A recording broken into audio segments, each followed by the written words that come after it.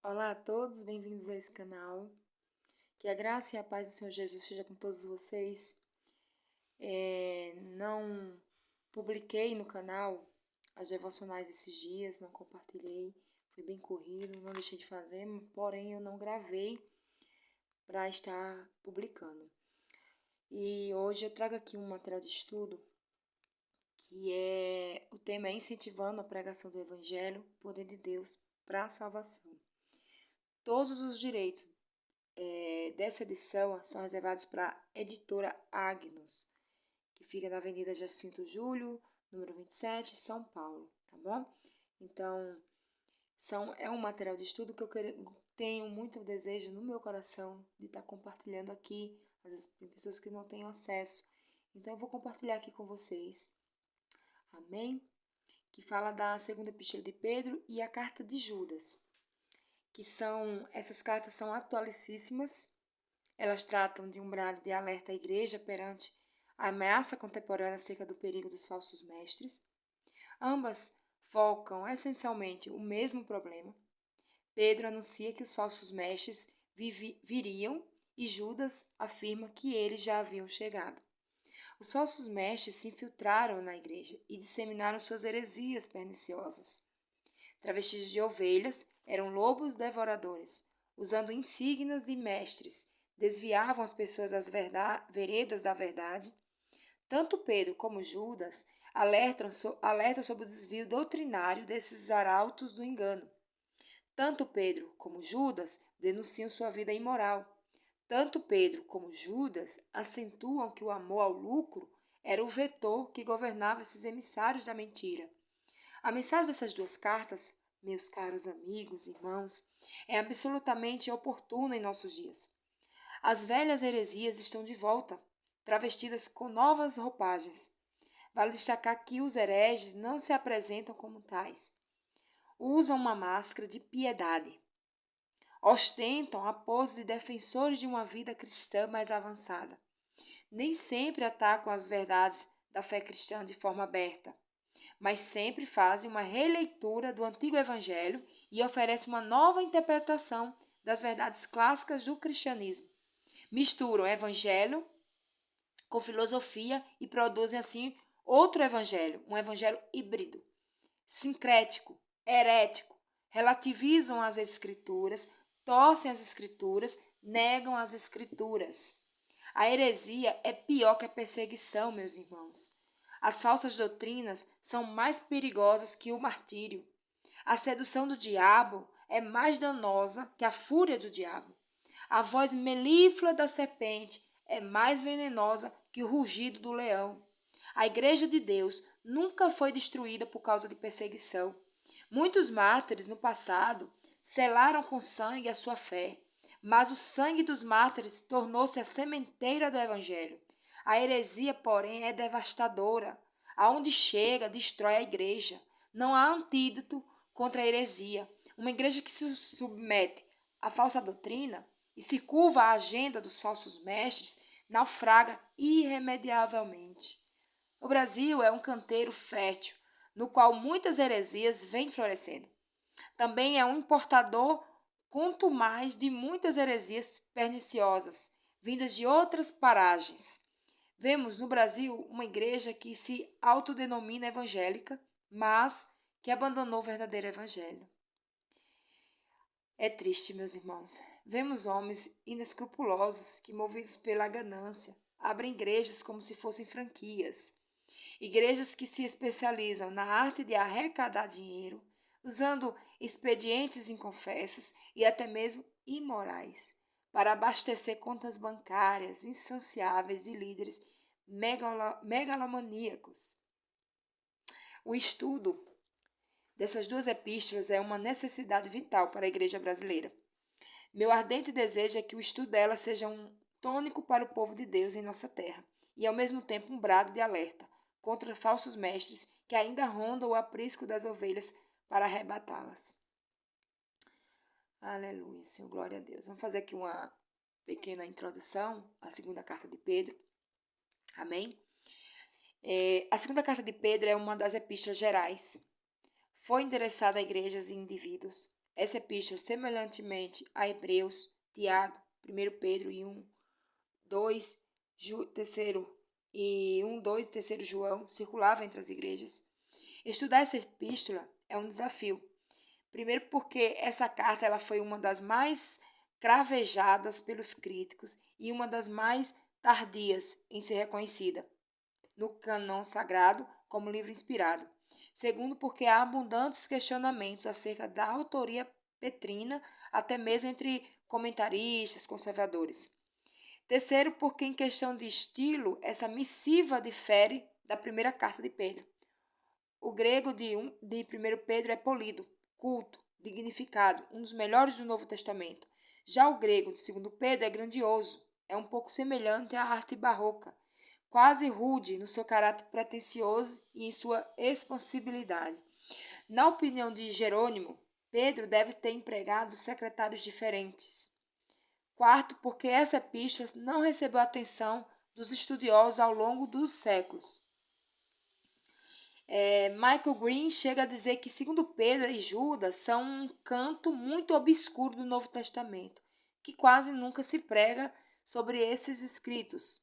Comentários e artigos em revista eruditas raramente tratam deles. Também William Barclay ressalta que essa carta é um dos livros mais esquecidos do Novo Testamento. E há menos comentários escritos sobre essa carta do que qualquer outro livro do Novo Testamento, com a possível exceção de Judas. Em 2 Pedro, há 57 palavras que se encontram somente nessa epístola, não ocorrendo em nenhum outro livro do Novo Testamento. O tema central de 1 Pedro é o encorajamento durante os tempos de perseguição. 2 Pedro, porém, trata acerca da ameaça da heresia gnóstica.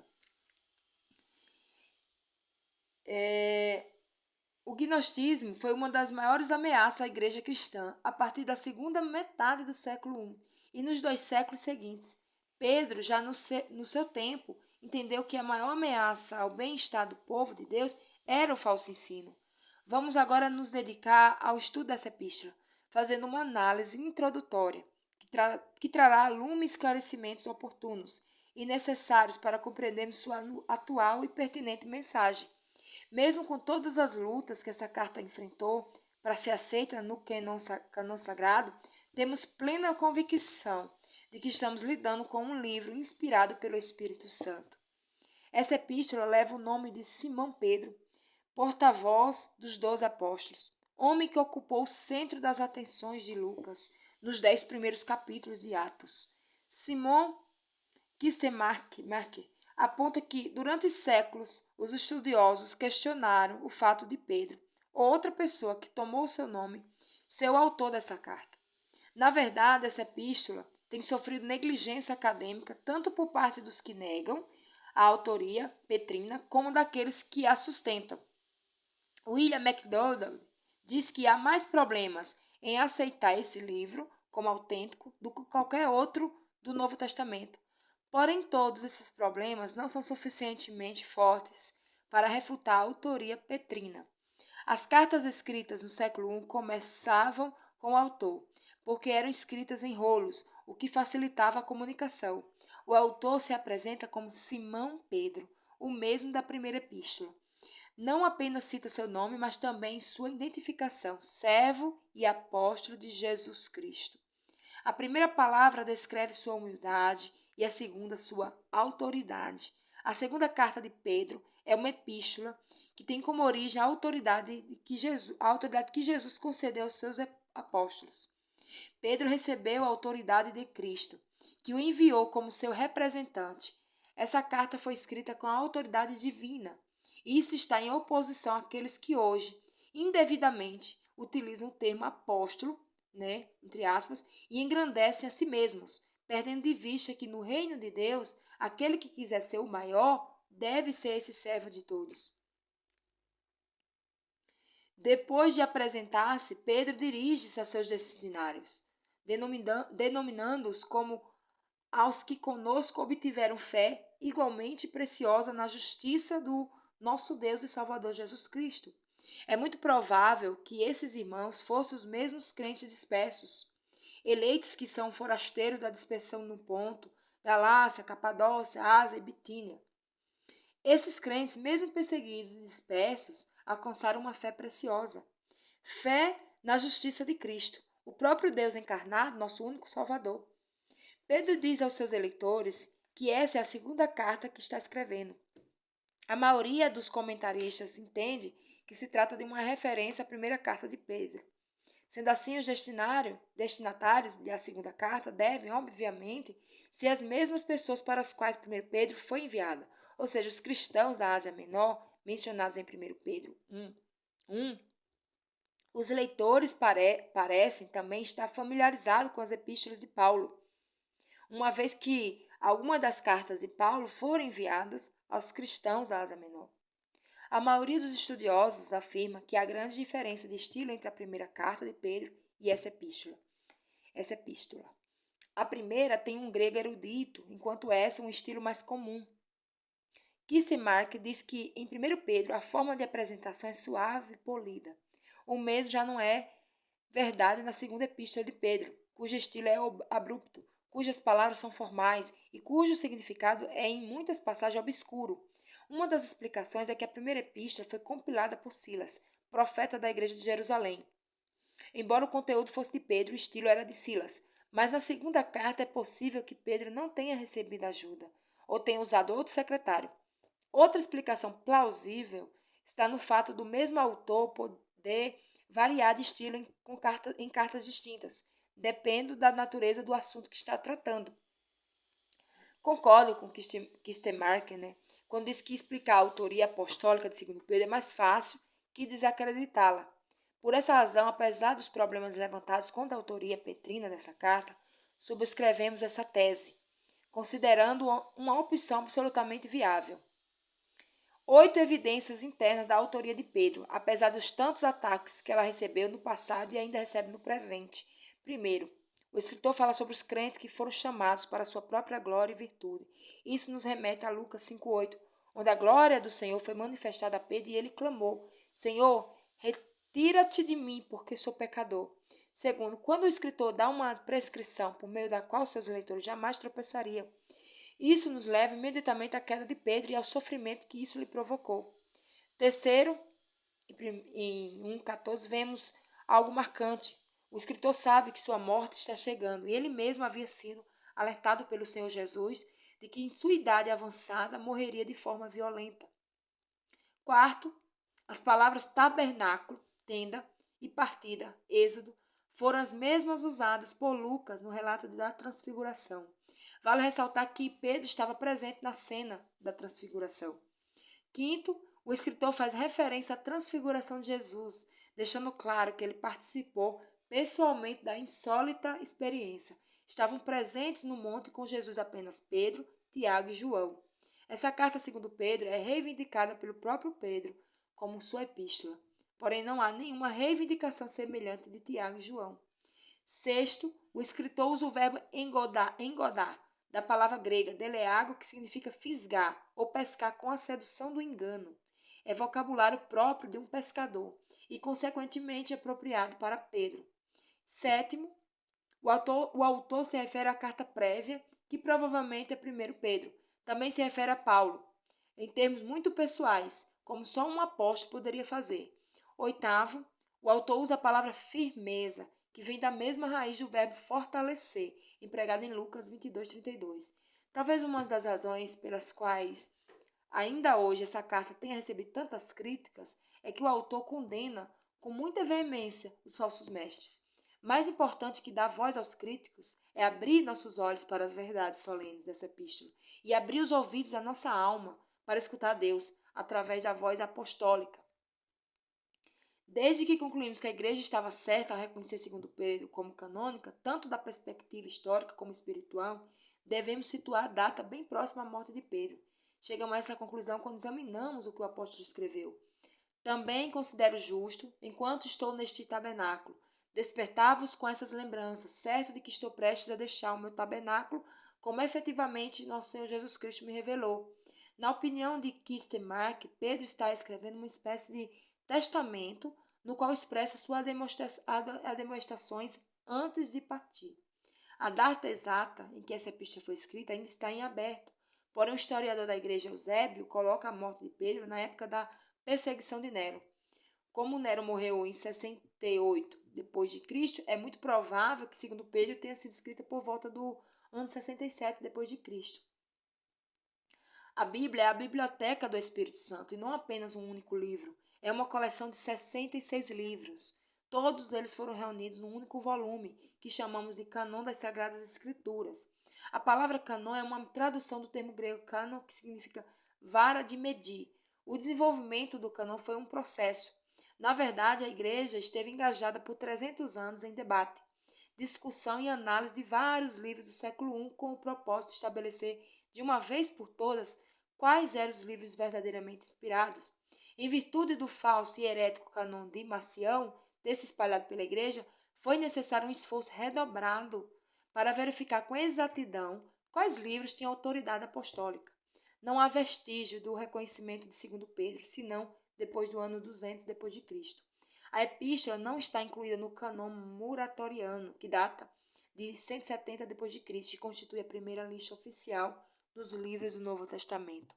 Não figurava na antiga versão latina das Escrituras e tampouco existia no Novo Testamento da primitiva igreja da Síria. Os grandes eruditos de Alexandria não conheciam essa epístola ou tinham dúvidas quanto a ela. O próprio reformador João Calvino expressou suas restrições quanto à autoria petrina, enfatizando, por outro lado, sua importância canônica. Nessa mesma linha de pensamento, Michael Green diz que essa epístola tem atravessado séculos em meio a tempestades. Sua entrada no cânon foi extremamente precária. Na Reforma, Lutero a considerou escritura de segunda classe e ela foi rejeitada por Erasmo e olhada com hesitação por Calvino. Só no século III é que Orígenes cita pela primeira vez 2 Pedro como parte das Escrituras. Jerônimo, no fim do século IV, reconheceu que Simão Pedro escreveu 2 cartas gerais. A Igreja Universal, apesar de reservas e dúvidas, reconheceu a canonicidade de 2 Pedro. O Concílio de Laodiceia, em 360 d.C., colocou 2 Pedro entre os livros canônicos, assim como o Concílio de Hipona e o Concílio de Cartago. A autoria petrina dessa epístola foi fortemente afirmada por homens como Atanásio, Ambrósio e Agostinho.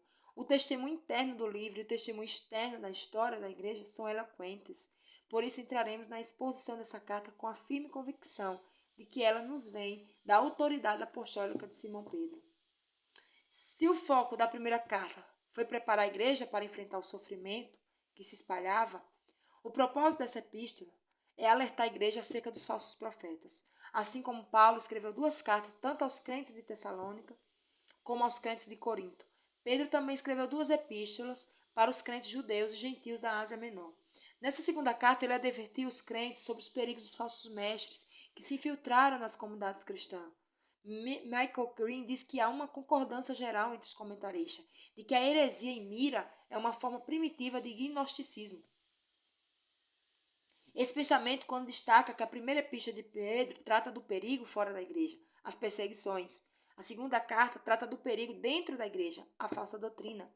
A primeira foi escrita para animar, a segunda para advertir. Na primeira vemos Pedro cumprindo a missão de fortalecer os irmãos. Na segunda, cumprindo a missão de pastorear as ovelhas, protegendo-as dos perigos ocultos e insidiosos, para que andem nos caminhos da justiça.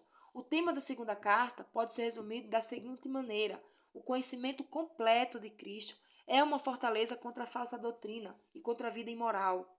A segunda carta de Pedro tem algumas ênfases bem nítidas. Em primeiro lugar, o combate aos falsos mestres.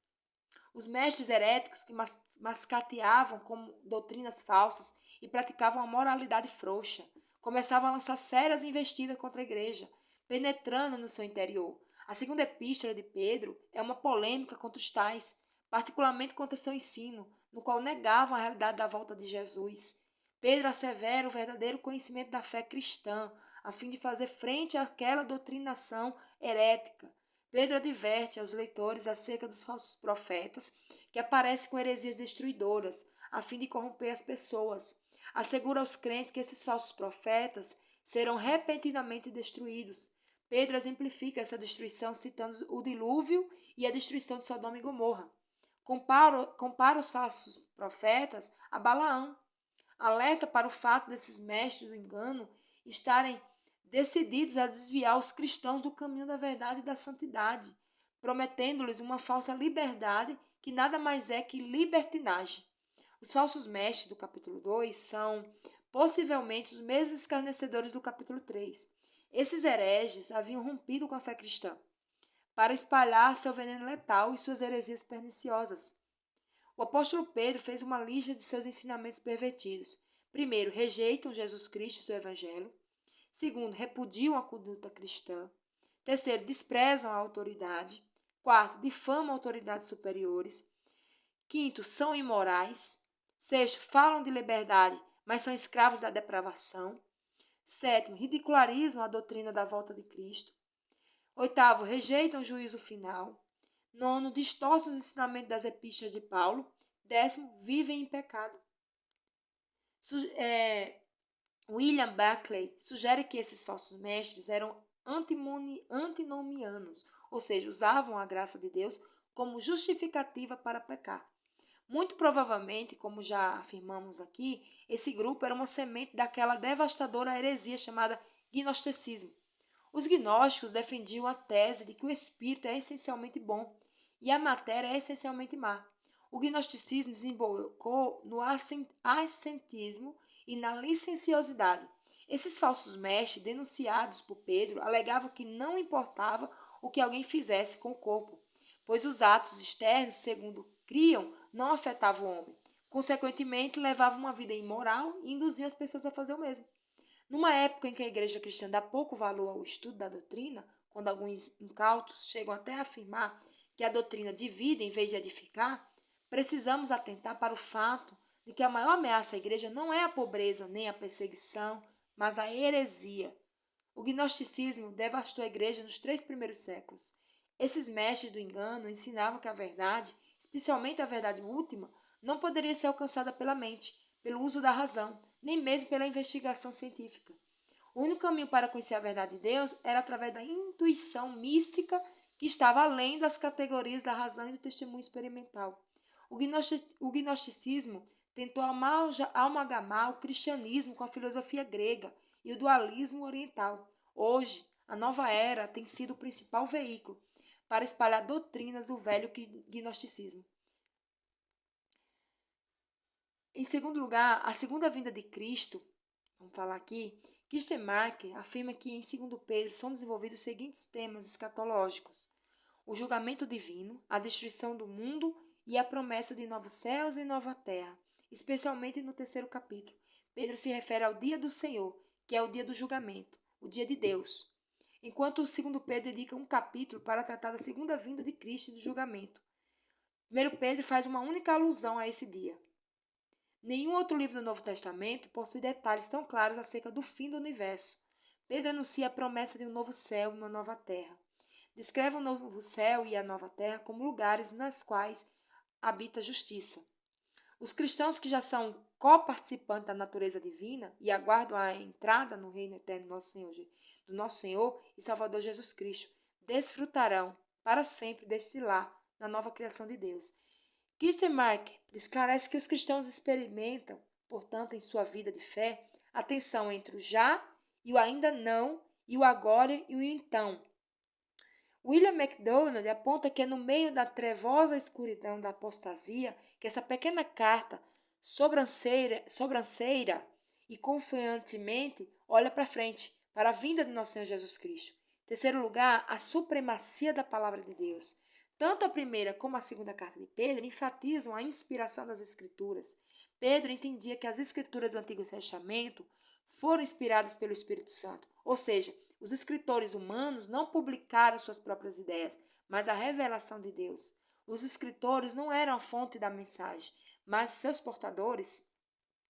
As Escrituras não são palavras de homens, mas a palavra de Deus enviada por intermédio de homens santos, inspirados pelo Espírito Santo. Essa palavra é inspirada, inerrante, infalível e insuficiente. Ela não pode falhar. Em quarto lugar, o conhecimento de Deus. Em sua primeira epístola, Pedro enfatizou a graça de Deus. Porém, na segunda, destacou o conhecimento de Deus. O termo conhecer ou conhecimento é usado pelo menos 13 vezes nessa breve epístola. Enquanto os gnósticos estribavam seu ensino no conhecimento místico, Pedro deixava claro que o verdadeiro conhecimento de Deus não vem por meio do êxtase, mas por meio de Cristo.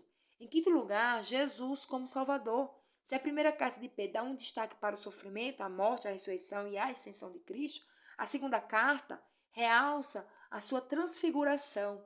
Pedro mostra uma preferência pelo uso do termo Salvador para se referir a Jesus. Amém? Aqui vamos falar também o crescimento no conhecimento de Deus, que é muito importante para todos nós. Crescer na graça e no conhecimento do Senhor. Os dois, graça e conhecimento do Senhor. Tem que andar junto. Essa é a segunda carta que Pedro escreve. Na primeira, ele encorajava os crentes dispersos da Ásia Menor, em virtude da chegada do sofrimento. Nessa, ele exorta os crentes em face do ataque dos falsos mestres. Vejamos alguns destaques aqui. Em primeiro lugar, o nome do remetente é mencionado, Simão Pedro. Simão Pedro era natural de Betsaida, cidade às margens do mar da Galileia, irmão de André e empresário na área de pesca. Deixou as redes para seguir a Cristo, que fez dele um pescador de homens. Pedro tornou-se o líder do grupo apostólico e seu principal porta-voz. Depois do Pentecostes, foi o grande líder da igreja de Jerusalém. Lucas dedica ao ministério de Pedro a primeira parte do livro de Atos. Kissemark sugere que os pais de Simão lhe deram esse nome quando de seu nascimento. Porém, quando Jesus chamou Simão para ser seu seguidor, deu-lhe o nome de Pedro, que na língua aramaica é Cefas. Em segundo lugar, as credenciais do remetente são oferecidas, servo e apóstolo de Jesus Cristo. Depois de se identificar a seus leitores, Pedro apresenta suas credenciais. A associação de servo e apóstolo é maravilhosa. Como servo, ele demonstra sua humildade, como apóstolo, sua autoridade. Como servo, ele está a serviço do seu Senhor. Como apóstolo, representa seu Senhor. Michael Green diz que apóstolos, entre aspas, ressalta sua solidariedade com Cristo e servo com seus leitores. Nessa mesma linha de pensamento, Kistemark informa que Pedro usa essa combinação para indicar que, como servo, ele está no mesmo nível de qualquer outro servo de Jesus Cristo. Mas como apóstolo, ele recebe plena autoridade de Jesus Cristo. Em sua pregação e escritos, Pedro transmite não apenas sua própria mensagem, mas também a mensagem do Senhor. O significado de servo precisa ser entendido dentro do contexto da escravidão no Império Romano. Havia mais de 60 milhões de escravos no Império. A palavra grega doulos, usada por Pedro, denota que o escravo ou servo é uma pessoa que foi comprada por aquele que se torna seu senhor. O escravo existe para o seu senhor e é sua propriedade exclusiva. Vive para agradar ao seu senhor. Ao mesmo tempo, esse termo revela grande honra, pois os homens mais distintos do passado, como Moisés, Josué e Davi, foram chamados de servos de Deus. Já o termo apóstolo é uma designação para os 12 e para o apóstolo Paulo. Foram pessoas chamadas diretamente pelo Senhor Jesus, que testemunharam sua ressurreição. Os apóstolos precisavam ser apresentados com as devidas credenciais. Os apóstolos e os profetas foram colunas da igreja, não tiveram sucessores. Sendo assim, a designação do termo aplicada hoje a determinados líderes não tem amparo bíblico. Em terceiro lugar, os destinatários da carta são mencionados, aos que conosco obtiveram fé igualmente preciosa na justiça do nosso Deus e Salvador Jesus Cristo. Pedro não é explícito acerca dos destinatários, porque já havia deixado isso claro na primeira epístola, e também porque está escrevendo sua segunda carta para o mesmo público.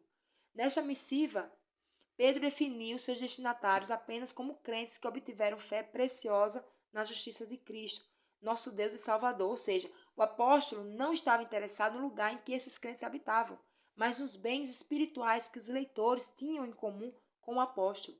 A fé, o bem comum entre os cristãos e os apóstolos, não tem origem no homem, mas em Deus. É obtida e não conquistada, é dádiva de Deus. Efésios 2, 8, 9.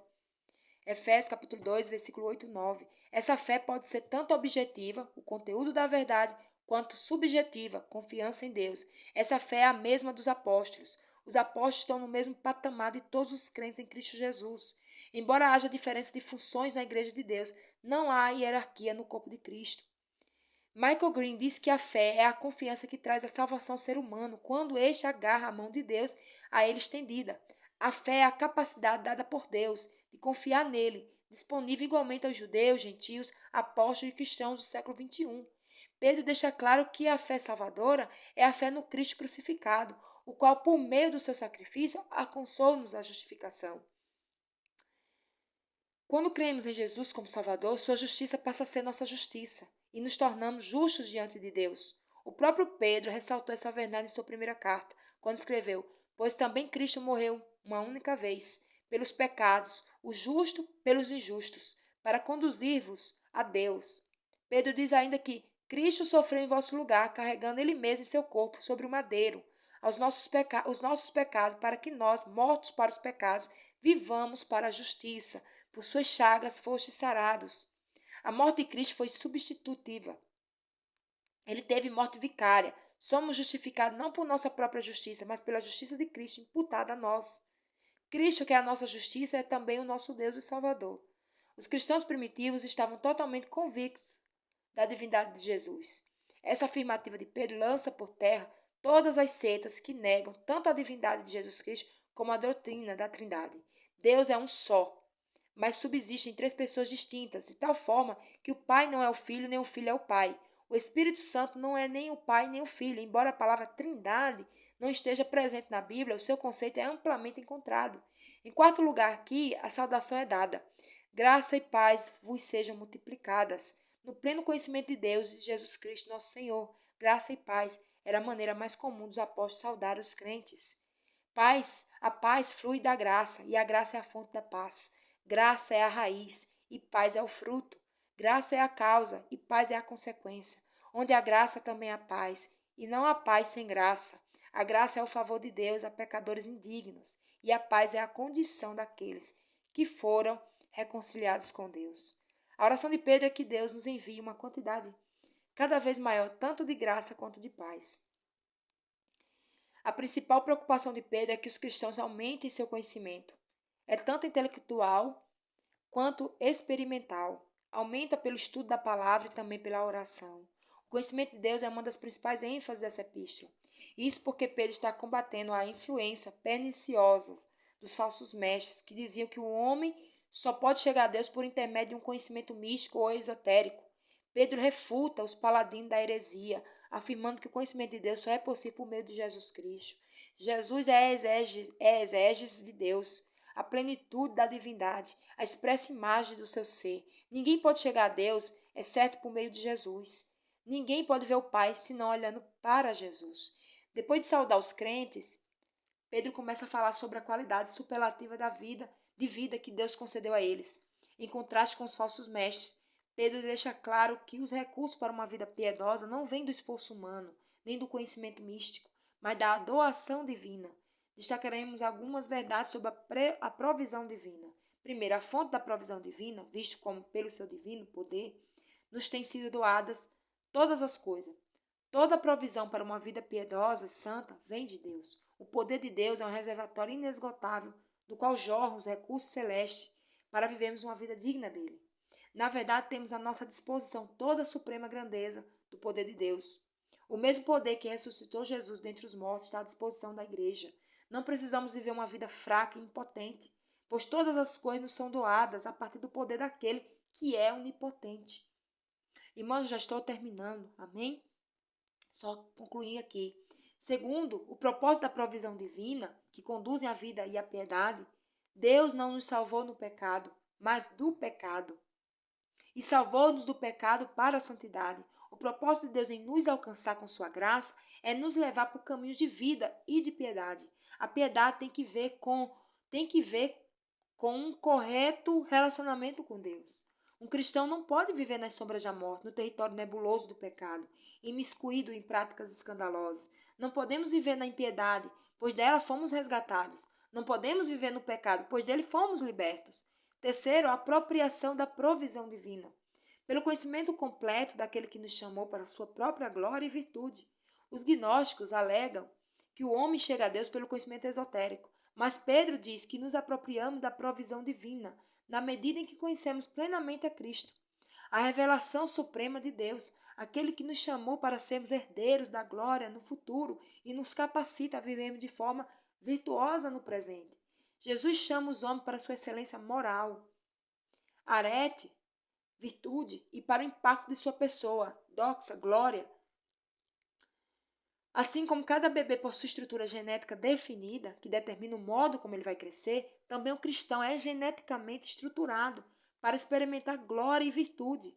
Em 2 Pedro 1, 3 e 5 é usada a palavra grega epignosis, em vez de gnosis, para falar sobre o conhecimento.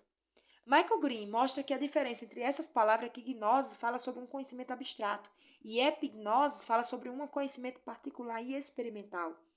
Quarto, as bênçãos da provisão divina, pelas quais nos têm sido doadas as suas preciosas e muito grandes promessas. Pedro é eloquente ao descrever as promessas de Deus. Tenham cuidado de adjetivá-las com grande ênfase. As promessas de Deus são preciosas e imensas. Ao que parece, Pedro gosta do adjetivo precioso, pois escreve sobre a fé igualmente preciosa. As preciosas e muito grandes promessas, o precioso sangue, a pedra preciosa e o Salvador precioso. A fé cristã não é um caminho de sacrifício sem recompensa, mas uma estrada ladeada por promessas benditas, abundantes e gloriosas. A vida cristã não é uma jornada penosa e frustrante.